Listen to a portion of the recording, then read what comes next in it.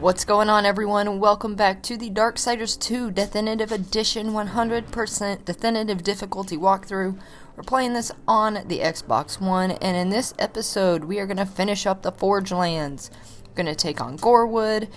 We're going to get everything that we can with Death Grip, and then we're going to make our way to the Tree of Life. So, first things first, let's go to the Weeping Crag, and as always, we could have fast traveled, but it would have literally taken the same amount of time to do that. So, and considering we were, where am I going? I'm going this way. I don't know what I was thinking. But considering where we were, it made no sense to fast travel. So, hello, Weeping Crag. There it is. I thought the title card was going to pop up sooner. Alright. So, come up here. Whoa. Death, you silly horseman. Alright. There's not much to say about walking to the entrance. But if you remember in here, we fought a stalker. Got 2 loot chests. But we're going to come down here.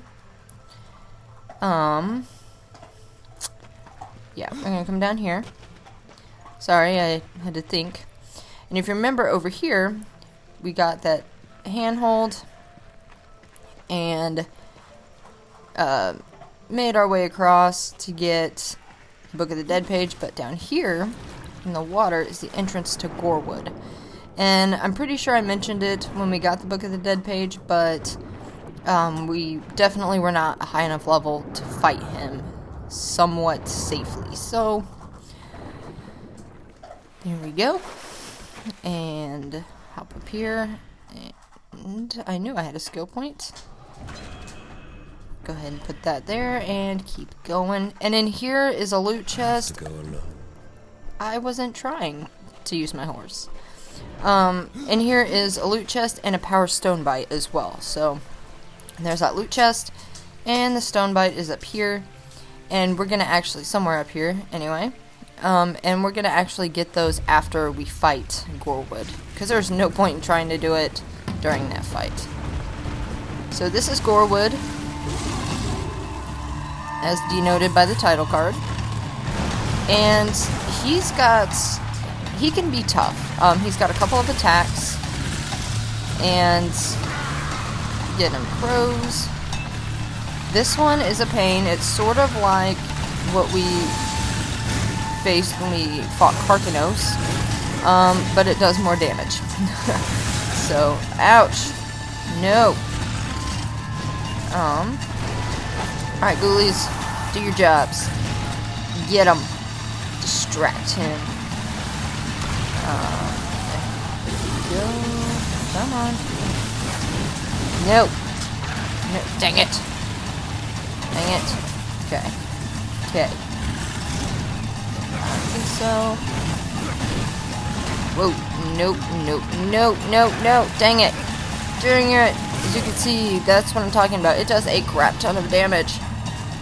Alright. Get them, crows. Get them, ghoulies. Team up, my minions. I was gonna say my minions of death, but that's literally what they are. Minions of death. Alright. Come on. Whoa! Okay. It's alright, we got this. We got this. We got this, ghoulies. Oh man, I hate this thing. Alright, and you can see, like, those ghoulies are starting to do a nice amount of damage. Gorewood Maul. This Maul was once part of Gorewood, a powerful and hated creature. The Maul is formed from Gorewood's heart, and it lends its wielder a portion of its creator's legendary strength. A single blow from the Gorewood Maul can scatter opponents into the wind like chaff. So that's what we get for beating him. But like I was saying, the ghouls are starting to do like a pretty solid amount of damage, and especially when you combine them with our crows, because we find... Ooh, were those possessed? We'll find out later. And set redemption, and here's another power Stonebite. But like I was saying, especially with combining them with those crows, which we're also starting to get nice and leveled up as well. So, and they just get better. Man, they just get better and better. Alright, where are we going? We are going to go to the nook. But not that entrance. We're going to go here. Alright, so now we are at the nook. And in here we are actually going to get... This is no place for a horse. Okay, so before we actually go in there, and we'll get a Book of the Dead page in there, but before we go in there, we're going to come up here and grab that chest that we couldn't get before, and we're also going to grab a Boatman coin. So, make your way around, and as you can see now, there it is. Now it's purple and death grippable because we have the death grip.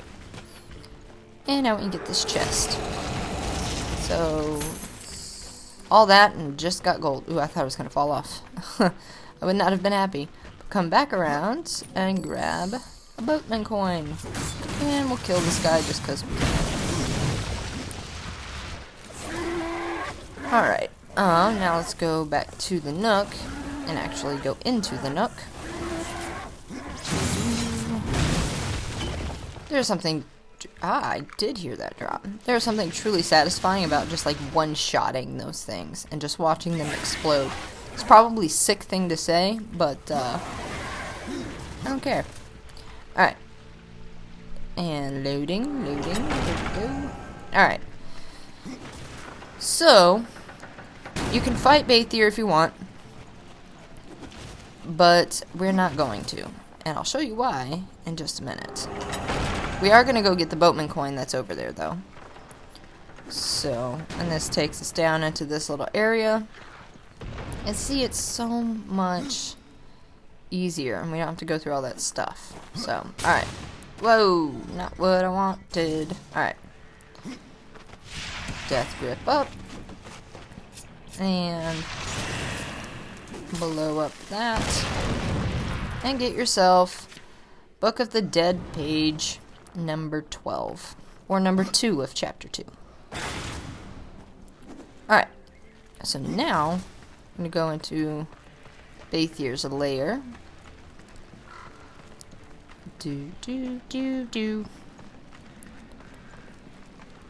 Man, this takes way long.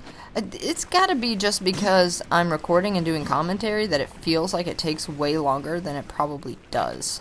If that makes sense. Alright, so this is where we fight Bathier, and I know I've pointed this out before, and there is Bathier. Which is exactly the same character model as Tiamat, except it's on fire. But, this platform is very narrow, and it's just straight across, and you have to do like some fancy work to avoid not dying, or at least I do. Here's Boatman coin 42. So I'm gonna wait until I'm a little bit higher level, and we will be back here when we get the Void Walker. But here she is. Hi, Bathier. Alright, now where are we going?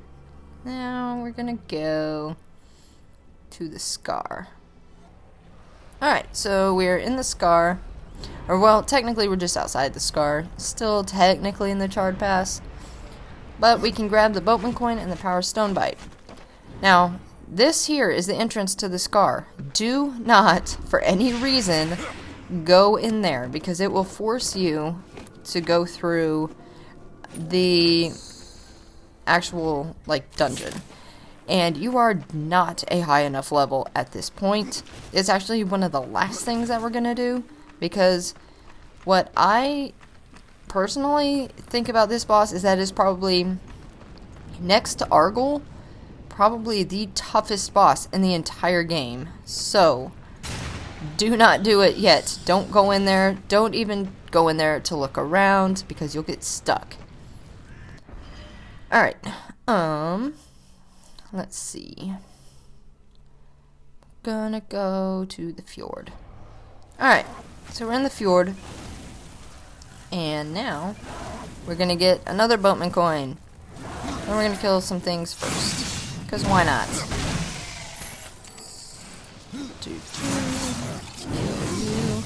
And so, interesting thing about these stalkers, or these prowlers, is that as you level up and complete like different areas of the game, so do they. Maybe not at this point. I didn't think to look, but I know like when we come back from the Kingdom of the Dead, they're gonna be like nightmare prowlers, and which are like the ice ones. So just be careful. Pay attention to that stuff as well. And grab some gold. So come over here. And we couldn't get up here before because we needed death grip. But, and this is also a bloodless location, I believe.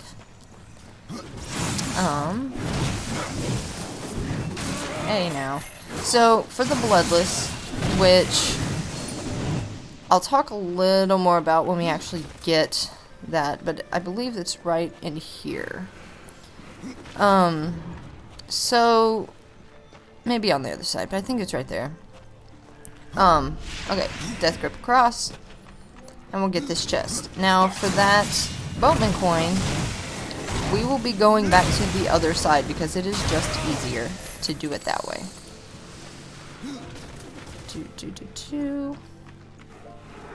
Maybe I'm wrong. I don't see the outlines of the bloodless creature moving about. Okay, so that Boatman coin, you can hop up here and jump over, but it's easier to get it from over there, so we're gonna go back around and get it that way. If you jump on the ledge off the ledge on the other side, it's easy to miss the Boatman coin. So that's why I just do it over here. And that's Boatman coin number 44. We are 44% of the way through our Boatman coins. Alright. Now where are we gonna go? Now what are we gonna do? I think that's everything. I think we got everything that we can get right now. So we will fast travel to here, Tristone. Alright, so now we're in Tristone. And we're gonna go talk to Maria and get another side quest. And then we will go through the Tree of Life. Actually, no. We will do something else first. You saved our realm, Rider, and for that you have my gratitude. But only time will tell if your path leads into darkness, or if it leads out. Why build constructs? You makers seem sturdy enough. Even we must eventually pass from this life. But our spirits are far too ancient to be drawn to the dead city. We must instead become one with the forest, or take up a body of stone. The constructs are dead makers. You think there would be more of them? Once there were many constructs in the halls of the Stone Father. But corruption has claimed most of their number, and ours as well.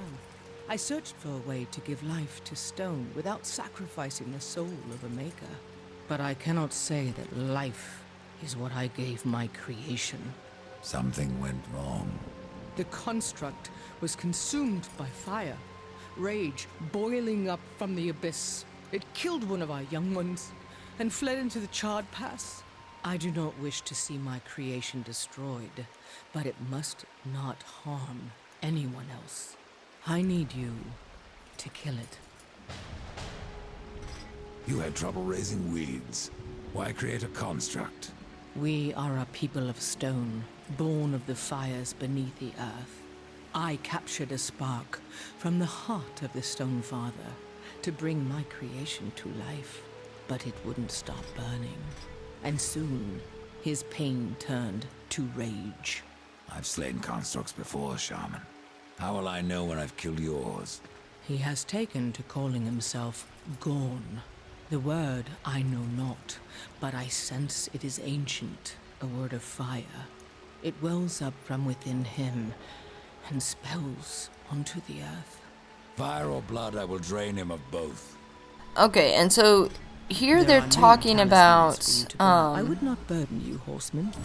okay, fill these up, but so they were talking about Gorn, which is the boss in the Scar.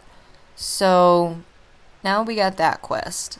But like I said, when we were in the Scar, or the entrance to the Scar, I like that experience. Horseman. We are way too low of a level to yawn, sorry guys. Way too low of a level to take him on right now. So we're not gonna do it yet.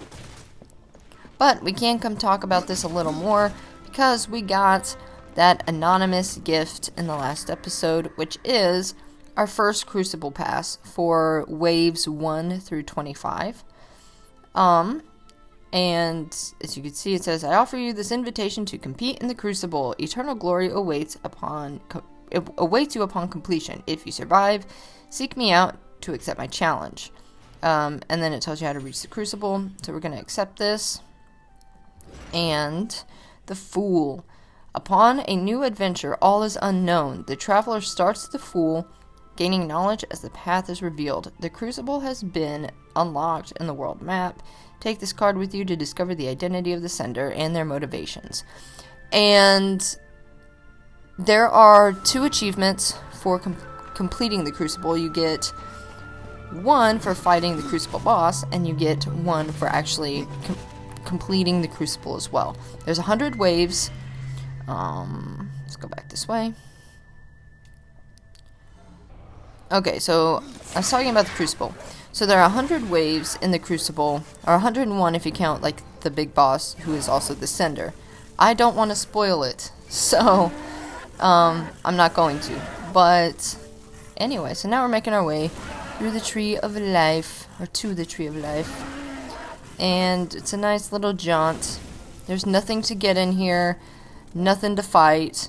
But at the end of it, there are a bunch of like cutscenes and stuff like that, which is why I saved this whole thing for for a separate video, as opposed to doing. Oh, really? Come on. All right. Well, that totally threw off everything I was saying, but there it be.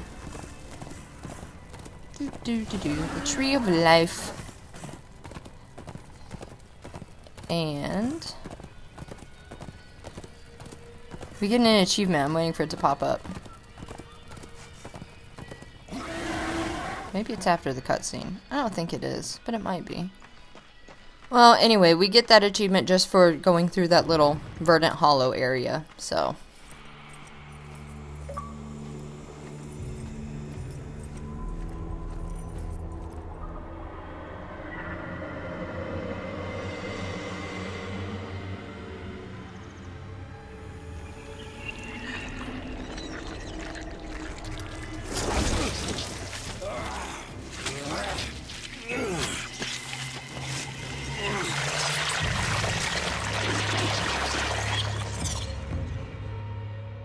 And so you have come, bearing your sin like a badge of honor.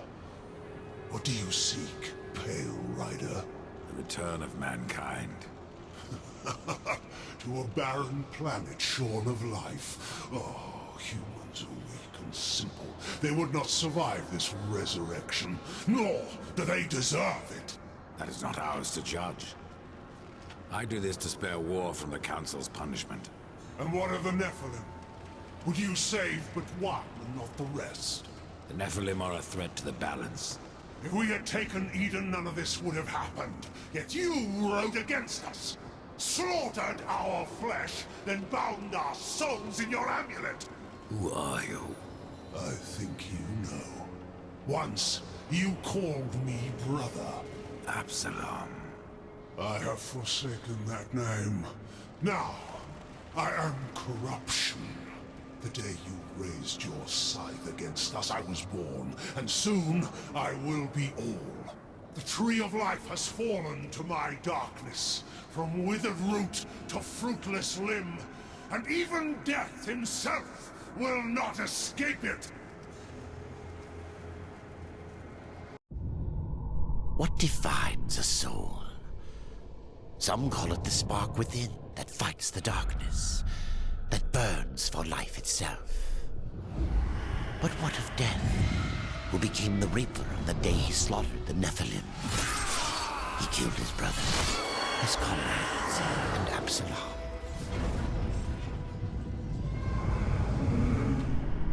Death! Why do you slay your own? The Nephilim have no claim to Eden.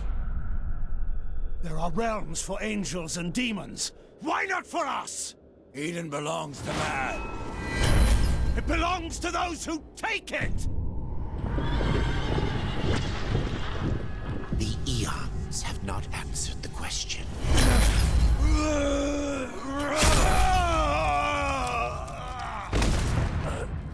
Was it worth it? Brother. That one moment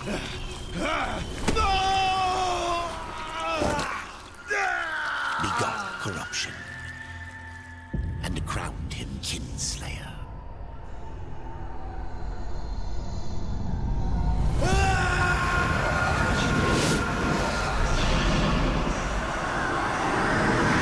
The bitter victory could not be undone.